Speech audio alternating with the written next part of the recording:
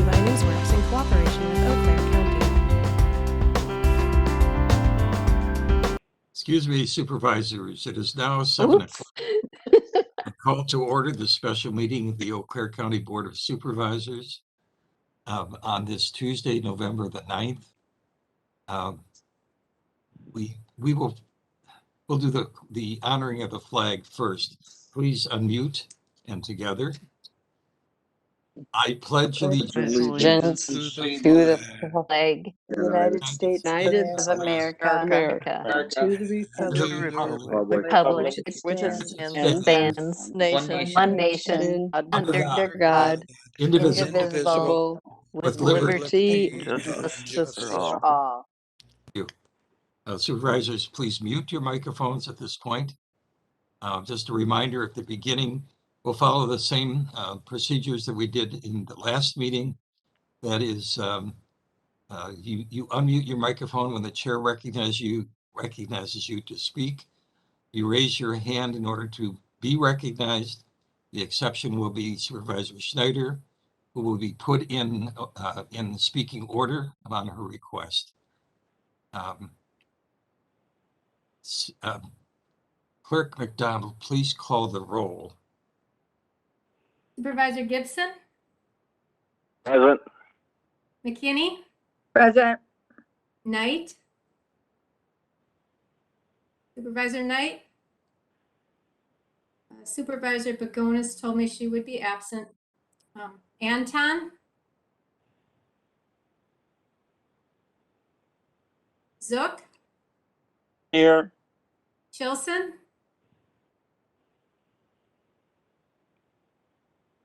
Stelgis? Here. Mowry? Here. Coffee? Here. Bates? Kathleen was there. Russell? Here. Gatlin? Supervisor Gatlin said she would not be there. Smyer? Here. Hambuck Boyle? Here. Neiman? Here. Dunning? Here. Wilkie? Here. Anderson? Anderson? Beckfield? I was there earlier. Yeah. Supervisor Beckfield? I said here. Okay. Schneider? Here. Leary? Here. DeLuca? Here. Jansen? Jansen? Schraffnagel? Here. Roberts? Here. Kronk? Here. And Christofferson. Here. We have 21 present, 7 I absent. joined late, Carl Anton. Okay. Gotcha, Carl. 22 present then. Thank Clerk you. McDonald, this is Samantha. I think Supervisor Anderson is on the phone, possibly. Give him instruction on how to unmute on the phone. Star six, but you may have to do a *3 and raise your hand, and then they let you unmute. It unmuted very briefly when you called for Anderson, and I heard a quick here, and then it muted again. So I just wanted to double check. Okay, so we have how many, Clerk McDonald? 20? 23 present, 6 absent then. Thank you. We have quorum. Tonight, we have a public hearing on redistricting pursuant to Wisconsin Statute 59.10 sub 3 sub B. A public hearing will be conducted by the Eau Claire County Board of Supervisors to provide comment on the Board of Supervisors' final plan for county and municipal redistricting. We're going to begin this section with a brief redistricting update from Administrator Schauf. Thank you. Actually, we have with us Peter Strand. Peter is the individual on our team who has coordinated all of the work on the redistricting, and he will walk the board through that work and then be available to answer questions about next steps as well. Peter? Thank you. Yeah, we are here at the final plan, and I'll walk you through some of the redistricting. We'll just give a brief overview, especially for some that may have not been involved throughout the process. Give you an update on where we are now, and then what will happen in the future. So, Peter, just a reminder that you are presenting to the public at this point. okay. This is for the sake of orienting the public. Okay, thank you. So, following the completion of the United States Census, the federal government requires all the states and local units of government to do a redistricting. So every 10 years, we're doing a redistricting. The new districts at every level must be substantially equal in population for an equalized representation. And this time around, there was a delay in getting our data from the federal government. We did get it in mid-August, and at which time Eau Claire County started the redistricting process. We created the redistricting committee within the committee and administration, and they directed staff, myself, to do the redistricting. In 2020, our Eau Claire County had a population of 105,710. That's up from 98,736. And the committee directed staff to do a plan with 29 districts. 29 districts with that population would give us an ideal population for each district of 3,645. So at that point, we did create a plan. We followed the tenets of redistricting. The first tenet was substantially equal in population. That's the overarching principle for all of it. It comes from the Constitution with the one person, one vote clause, equal protection clause. So we did I'm sharing screen of our final supervisory district plan. No district in that plan has a population deviation greater than 4% from the ideal population. And the total combined on the final plan is actually down to 7.35%. And anything less than 10% is considered good. Also, beyond substantially equal in population, we needed contiguous districts. So contiguous things all in a line touching. So there should be no district with holes or islands, except when there is. So we do have 2 islands of the city of Eau Claire outside of the city's boundary, that being the landfill and the former Little Red. And that it still meets the contiguous definition. Also, districts should be fairly compact. And our districts are fairly compact and on the final plan, we've actually increased some compactness. The next set of criteria that we were instructed to adhere to is to preserve political boundaries. So when redistricting, you should recognize that the city of Eau Claire boundary or the town of, say, Seymour's boundary, and preserve that in your districts. It's really important because later, after we created tentative supervisory, then our municipal partners created wards. And in order for them to effectively create wards, we really needed to help them by preserving those political boundaries. And we'll go into just a little bit of that.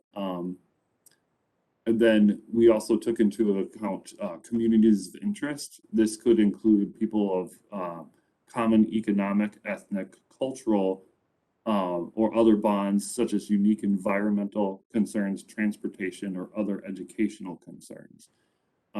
Most of ours for us was what we would consider neighborhood concerns. Although every district in our plan changed, so none of the 29 districts are exactly the same, because of the increase in population for the whole county. But we've tried to maintain the heart of each of our district. The core of the voters within that district are still in the same district. And although they did, as expected, they did move around some, especially on the edges. And that was also true then what we did that with wards with our municipal partners. And then now we have created a tentative plan. The board approved that plan. We went and worked with our municipal partners. Each of them created a ward plan with our help, passed their ward plan. Then we had a reconciliation phase for our supervisory plan, and the plan we will review tonight is the reconciled plan where all of our districts are made up of whole wards within our municipalities. So with that, I'll stop there and then answer any questions later or however you'd like to go forward. Well, Peter, let's proceed to Administrator Schauf. Are you going to provide an overview of what happens with this plan now? Very briefly, yes. Thank you. Plan is tentatively be approved by the board this evening. It will then be passed on to the state of Wisconsin. The legislature will make its recommendations for final boundaries, and any adjustments to the plan will be made according to what they actually come up with for some of those final boundaries. In other words, if our plan needs to be adjusted slightly, it will. But this is the last step that the Board of Supervisors and our community partners need to do in approving the final Supervisory District Plan. Thank you. Our questions and discussion regarding the redistricting plan will come up when we consider the resolution. Right now, we are in public hearing. So I'd like to open this then to any public comment. Samantha or Kirk McDonald, do we have anyone in the public who has indicated a wish to speak? No, I did not hear of anybody. Okay, Samantha? I agree with Clerk McDonald. I have not heard of anybody, and I don't see anybody online, but you can call for it. Okay, I will do the call, though. Is there anyone online who wishes to present comment or has questions? This is a public hearing. Anyone online who wishes to present comment or has question or concern? Third and final time. Anyone online who wishes to present comment or has a question or concern? I hear none. We will draw the public hearing to a close and move on to the only item on our agenda from the Committee on Administration, File 66. Clerk McDonald. A resolution approving a final Supervisory District Plan, directing the Department of Planning and Development to forward the final plan to each municipal governing body and directing the County Board Chair to file the plan with the Secretary of State. Motion. Field so moves. Beckfield moves. Schauf second. Schauf seconds. Thank you. Background. Well, I'm not sure here. Administrator Schauf, Council, who will provide the background for this resolution? This is the administrator, and I will be happy to do so. Thank you. The plan before you this evening is the plan that the board has worked on with the other local municipal governments to bring us to this point of having a final proposed supervisory district plan. It incorporates the new boundaries for the supervisory districts, as well as the local boundaries for local wards within each of the municipalities. Thank you. Questions or discussion? Please use the raised hand function. Schneider with a question. Well, there's a raised hand. Schneider followed by Bates. Supervisor Schneider, go ahead. I thought Peter said it was contiguous, and I'm in District 22, and most of mine is at the foot of State Street Hill. But then there's, if I understood what I was told right, there's some up at the top of State Street Hill, so there's land in between. How did that happen? Peter, without objection, Peter. So it is, District 22 is contiguous, and it does, the boundary does go on State Street for a little bit. It does go up the hill and have a boundary on 12, but all of the census blocks within District 22 are contiguous with the other census blocks. So they're all touching. So that So would even be, though there's no people there, it's still considered contiguous? Yes. Even though there are definitely areas in many of the districts that have census blocks with no people in them. Often they're right-of-way blocks, or maybe even a block that has a part of the river, but that they still would consider that a block, and they still use it for the being contiguous. Oh, okay. thank you.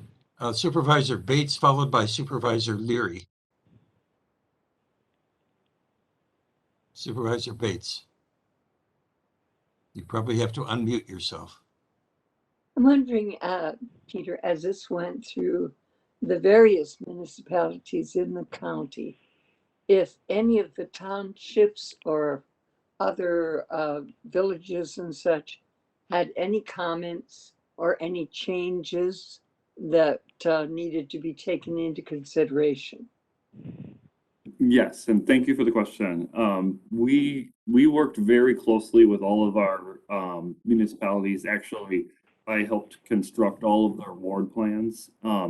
But they definitely did have, some of them definitely did have input. And the one I'd say that impacts the final plan the most will be up in between the boundaries between 323 and 27. And we have previously talked about this area that it might look funny. And what they wanted to do was the town of Seymour, in creating their ward plan, I would say helped clean up or simplify these boundaries while maintaining those political and communities of interest, keeping the town of Seymour's voters in a single ward rather than making sort of an orphan ward. But this boundary, if you can see my screen, between Ward 2 and 3 in the town of Seymour moved to help them facilitate a cleaner boundary. So yes, we did get feedback and work with our municipal partners extensively on helping create their ward plans. Supervisor Leary. Thank you. And my question kind of piggybacks on the previous question of Supervisor Bates. In District 23, which is in mine, and the neighboring, I think of them as kind of like fingers interclass, though some of the borders. So, and I'm glad that they have straightened a lot of that out, because it was very confusing for everyone. But they are diligently building a whole bunch of new homes, and I know that's going on elsewhere. So my question is, are those homes included in the boundaries already, or how do they fit into the plan when there's something new? Two of them are just about ready for move-in. One, they had a family move in last week. So, it's kind of a right now question. Right. So the numbers, if you can see in here, we have all the census blocks, and they have little tiny numbers on them. They're the count on census day. So what they do is they actually They take that one snapshot every 10 years, and that's the figure we use for redistricting nationwide. And so they really aren't, good, bad, or indifferent, they aren't taking into account areas of new growth until the next census. And so there will be districts that over the course of the next 10 years will gain and lose people. I think we can kind of, estimate where those are Sure. on the boundary of the city primarily. But yeah, it's a snapshot on census day. All right, thank you. Thank you. Supervisor Schauf. I was muted. Looking at 23 and 27, I thought you said that there wasn't any islands or strange disjointed areas, but 23 and supervisory 3 have little bits of 27 in them. Is that normal? I'll pull up one other map or figure here that I sometimes can help show it off. So what I'm showing you right now, these are all of the parcels that are located within the town of Seymour. And then this is actually the boundary, that pink line between the town of Seymour and the city of Eau Claire. And if we zoom into some of these little peninsulas or whatever we're going to call them, we can see that they actually are just by little tiny kind of threads. They are contiguous, even though, and that's through a product of annexation between the city of Eau Claire and the town of Seymour. We don't have a sort of say so in that. So then when you fill it in though with the city parcels, and I think this area was impacted by the construction of 312 and so many other things, but those are residents of the town of Seymour. They vote in the town hall, and so they should be in a ward, or need to be in a ward of Seymour. So it looks funny, but I think that's just the political boundary that we have. Supervisor Leary, I'm sorry, Schaufnagel? Oh, I didn't take my hand down. Thanks. No, did that answer your question? Yeah, I'm really glad that mine doesn't have the strange delineations that I'm seeing in 27. It does look like a gerrymander, doesn't it? Yes, it does. Yeah. Thank you, Peter, for your explanation. Supervisor Knight. Unmute. Yeah, town of Seymour looks a little bit scrambled there, but to my recollection, it was always scrambled. So I don't think I can blame Peter for this. It just is kind of an interesting, diverse neighborhood. So I'm happy to live for it as the District 3 person. Thank you. Supervisor Maury. Yeah, I just had a comment.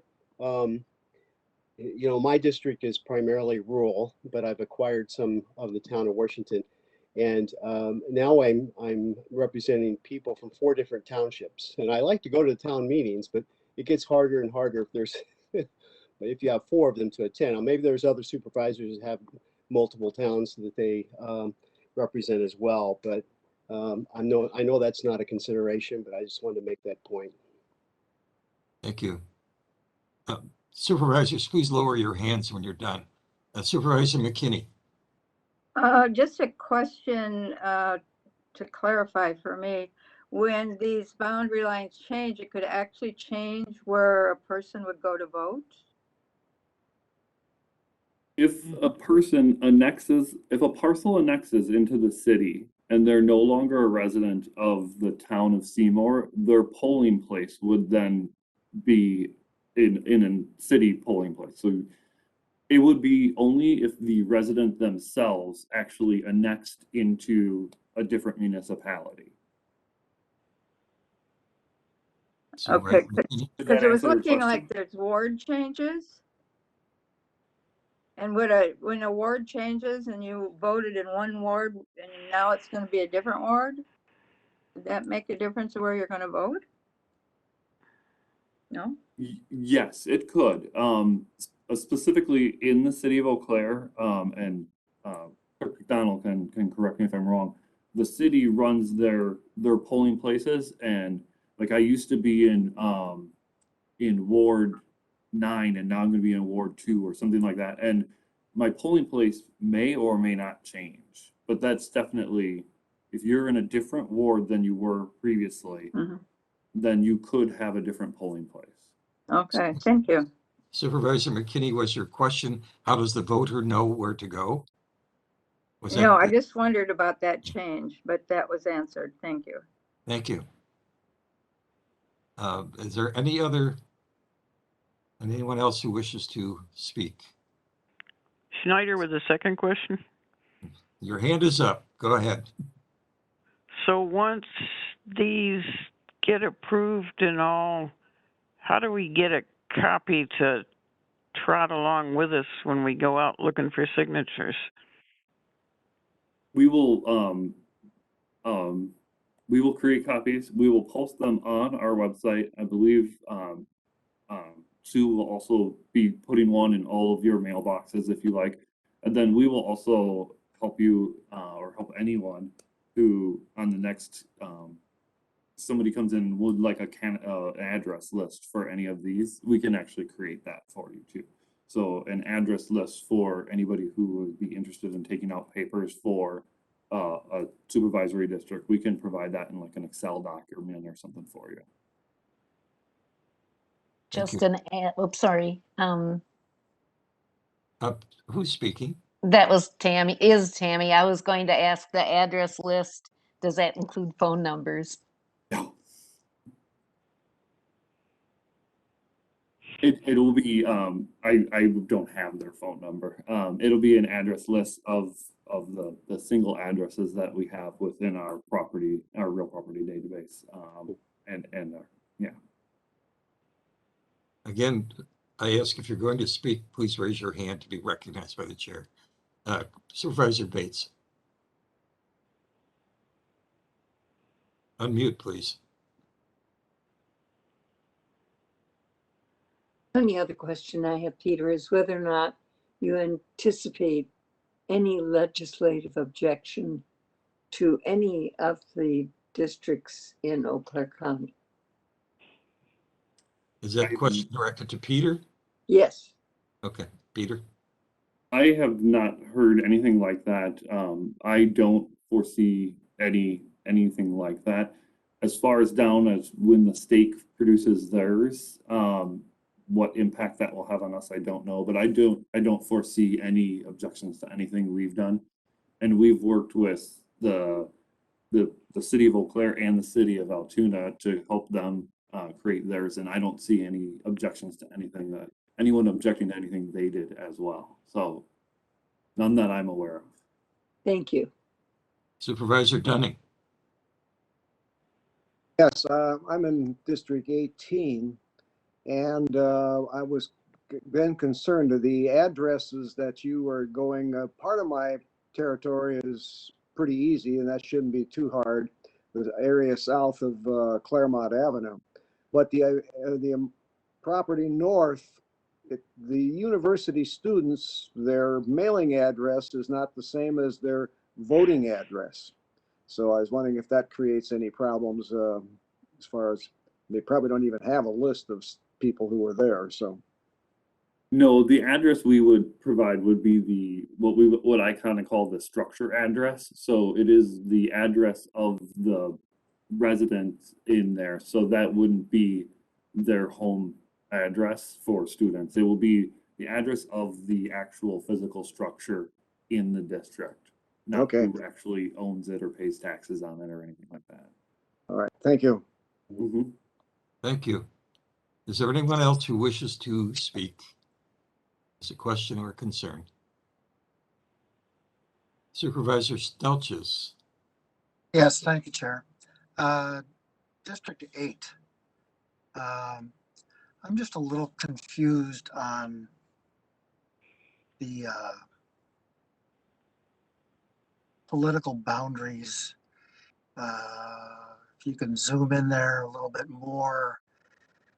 I'm looking at the individual. Yeah, okay. So this section that goes up to the upper left there with a population of 214. Looking at the more detailed map, are some of those actually in the city of Altoona? No. Nope. Everything in the city of Altoona would be in District 4. Then south of there is District 8.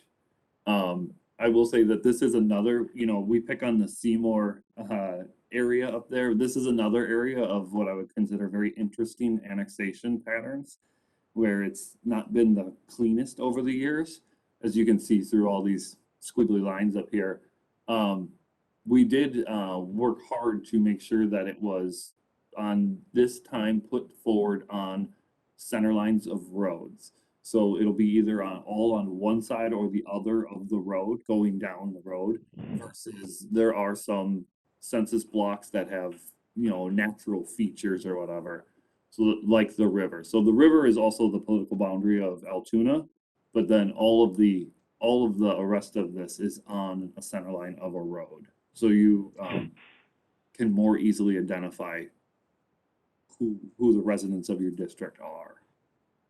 Okay, but Peter, I'm looking at the individual maps that are posted on the website, and it shows these political boundaries actually creating islands in it. I'm confused as to if it's all in the town of Washington, or whether some of that is actually within the city of Eau Claire. I would have to pull up the individual map of 8. I have the large one here. Sorry for the.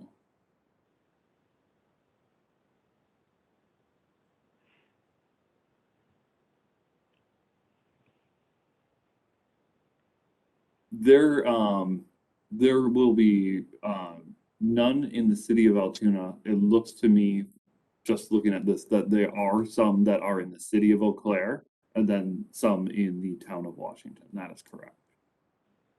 Okay, so in this instance, then we don't perfectly follow political boundaries, so we do pick up some of the city. Yes. And actually, Okay. I would say it's, if I remember correctly, it's 400 or 500 city residents in that. Yeah, it's a pretty big chunk in there. Yeah. Yeah.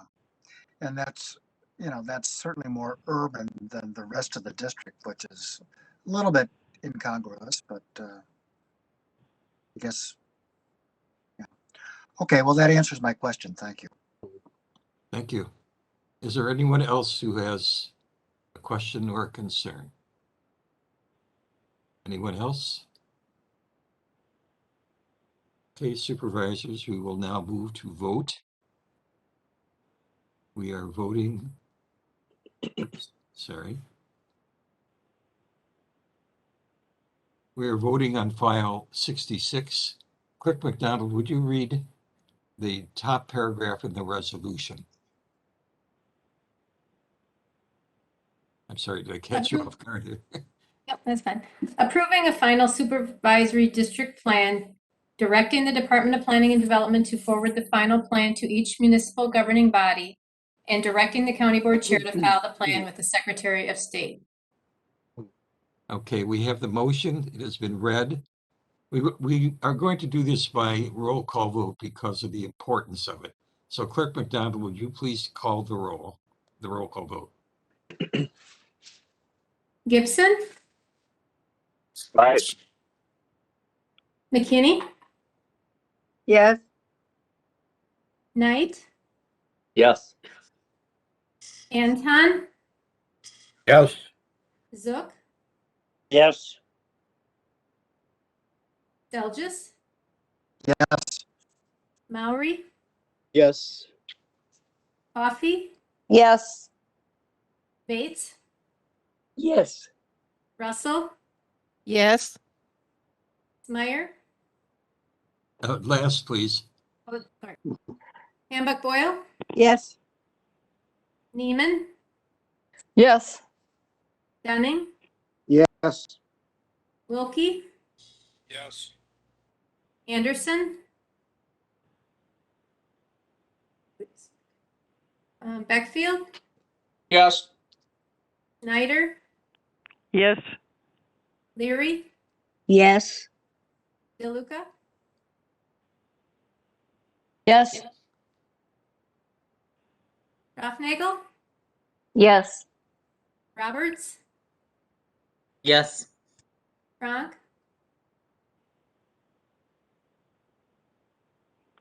Frank, Yes. and Christofferson. Yes. And Smyer, yes.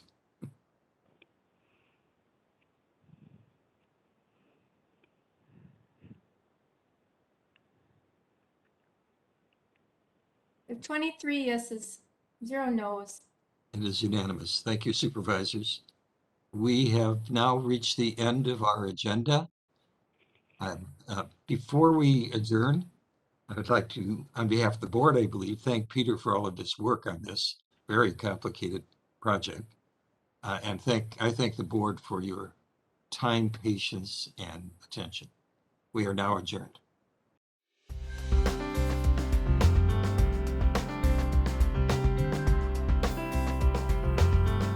This program was brought to you by a cooperation between Newsworks and Eau Claire County.